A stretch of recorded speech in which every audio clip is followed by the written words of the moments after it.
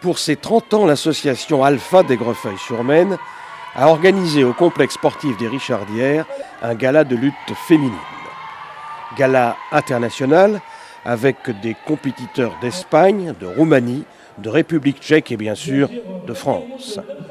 Parmi les championnes, certaines sont déjà qualifiées pour les Jeux olympiques de Pékin. On écoute Joël Vincent, spécialiste dans la discipline. La lutte libre féminine, puisqu'on est sur un plateau féminin, a ouvert ses portes aux filles dans les années 70 avec un tout petit effectif. Depuis 2004, puisqu'elles ont eu les ouvertures aux Jeux Olympiques.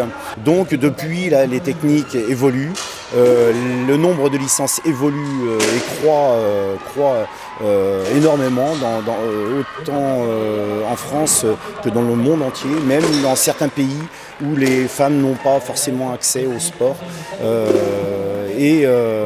Donc on est tout à fait satisfait. Alors le combat de lutte, le but premier d'abord, ne pas se faire mal. C'est la règle d'or de la lutte, en aucun cas se faire mal.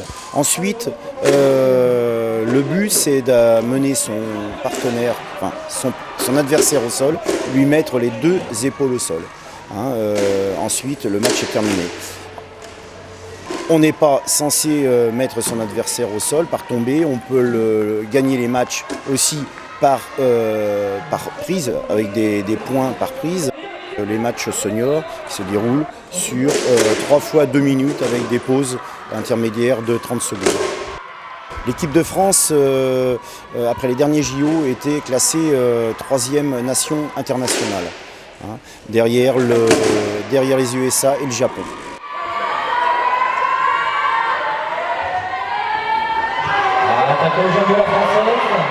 Mais moi en fait j'étais très timide quand j'étais jeune, donc ça m'a permis de m'affirmer dans autre chose en fait qu'à l'école, donc ça m'a permis de m'épanouir à l'extérieur de l'école en fait.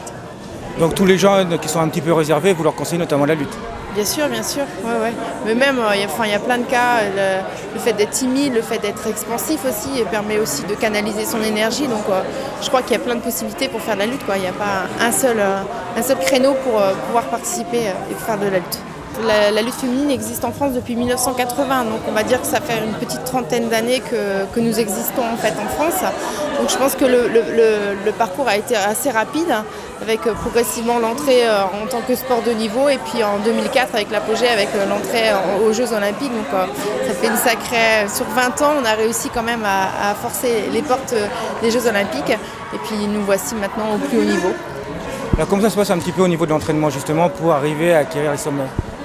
Donc on a une grosse préparation physique, c'est-à-dire footing, musculation, natation, ça peut être un peu tous ces sports extra lutte quoi, en fait. Et après on a vraiment de la lutte pure avec de la technique ou de la lutte à thème en fait, ou des matchs comme ce soir. Ça nous sert aussi de préparation en fait, ces gars-là. Un côté psychologique?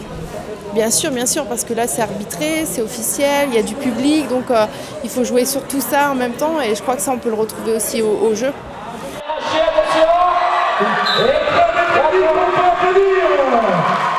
Donc juste une technique très rapide, un petit décalage et hop, un passage arrière.